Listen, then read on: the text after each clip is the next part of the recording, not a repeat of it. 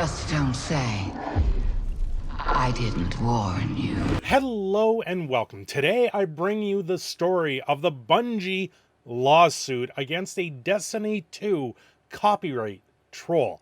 I say copyright troll because this is literally what they have done here. They have impersonated Bungie. It's absolutely ridiculous. We're going to get into some of the details of this and just take a good look at this.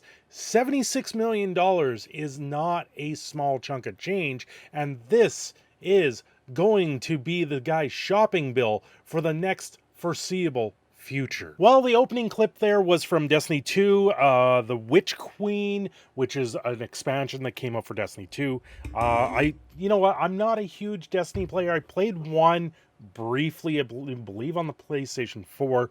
I didn't really get fully into it, but the game looks absolutely amazing. This person went on a complete spree of doing DMCAs. They did them from fake email addresses. They impersonated Bungie. In particular, there's documentation showing these copyright notices that had people's videos taken down.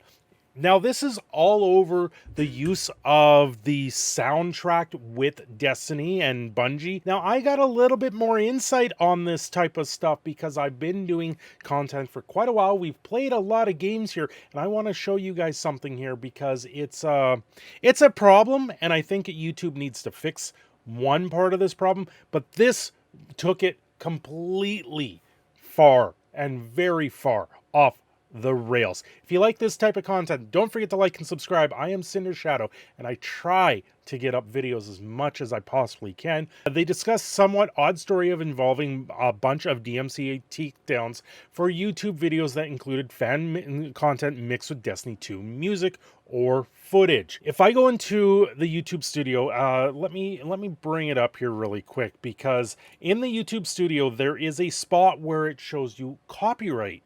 And it's it's a newer system with it, but it's not normal. Like, I can bring you up this. These are all videos. YouTube is telling me that I own these things. However, I don't. There is no way I own this content. This is this is a 4K video game cutscene. This is from Dark Alliance, which is the Dritz series that Wizards of the Coast put out. It's saying that their content, which has 2.1k views from Gamerzine, which is a online thing, they're saying 100% of their video I posted on YouTube. That is not correct. I played the game and we watched the trailer in my live stream, and it is saying that 100% of their video matches the stuff I put up, and that's a year ago. This section in YouTube is bad. This is where I believe a lot of issues are coming from for these copyright trolls that are springing up. They see something like this going, they believe they own it, and then it gets put.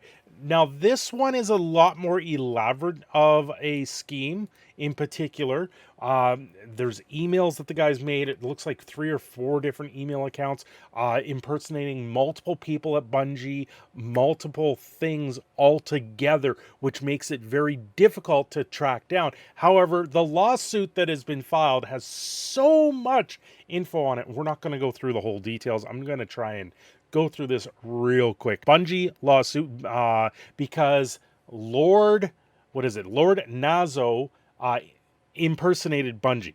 That is what the lawsuit is claiming here.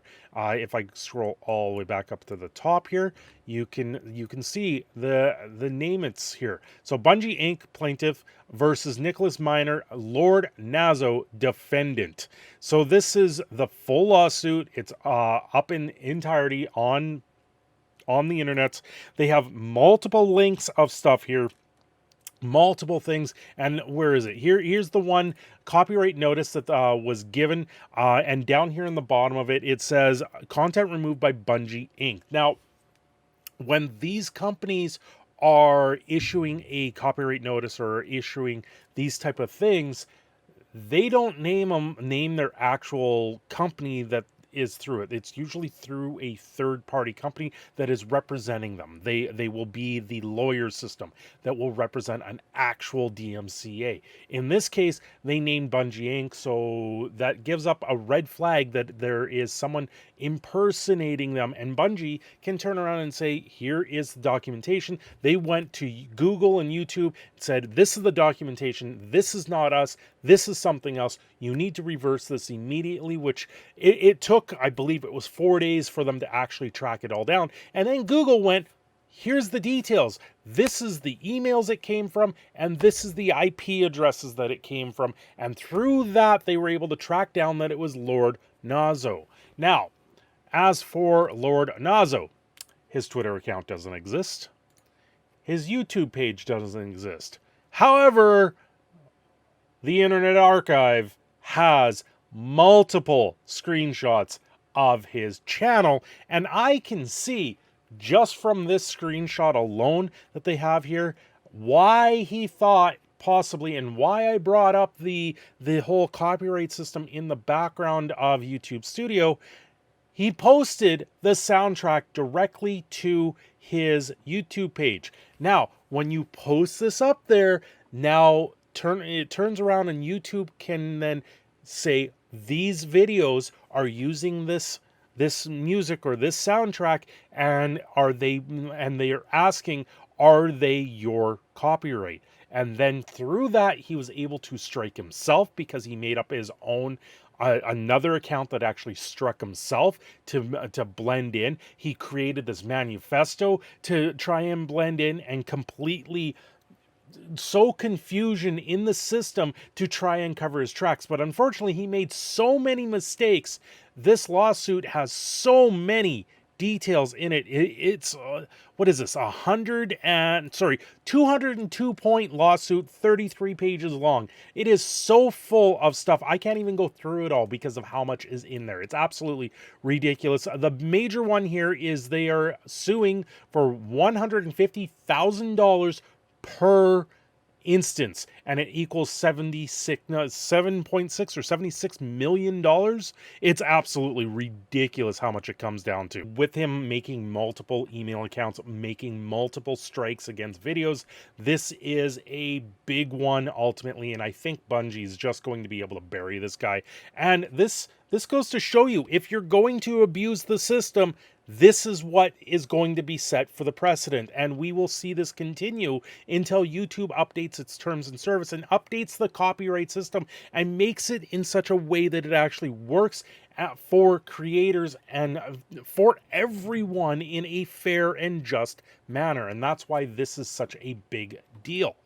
Now, the other thing with Lord Nazo and his Twitter account, back on March 31st, I'm going to deactivate my account for personal reasons. I'll probably be back like a week or two. So that was something that a bit of a red flag ultimately. So I found this one interesting. I'm going to deactivate my account for personal reasons. So he had something to hide, something to clean up. If he's deactivating his account, that means there's something more there. And as you can see, the accounts just no longer exist now. It seems that the lost monkey is the time of the day. What do you guys think? What did you see through all of this? I know I'm not really a Destiny 2 cover, but I cover video game news and pop culture news, and this is something that's come up, and I know we've seen things with like Acer Thorn in particular has been a full-on copyright and abuse of the court system. I believe Bungie is here. Okay, so it's $7.6 million lawsuit, not 76 million. 7.6 million lawsuit because it's 150. I thought 76. It doesn't matter. It's an amount of money that is absolutely ridiculous at this point. And you know what? Destiny 2 and Bungie is going to come out smelling like roses after this one. But the guy did a lot of damage from what I'm seeing and what I'm reading with this lawsuit. Let me know what you think down below. Don't forget to like and subscribe. I am Cindershadow, this proud Canadian Phoenix, signing off. Have yourselves a great day.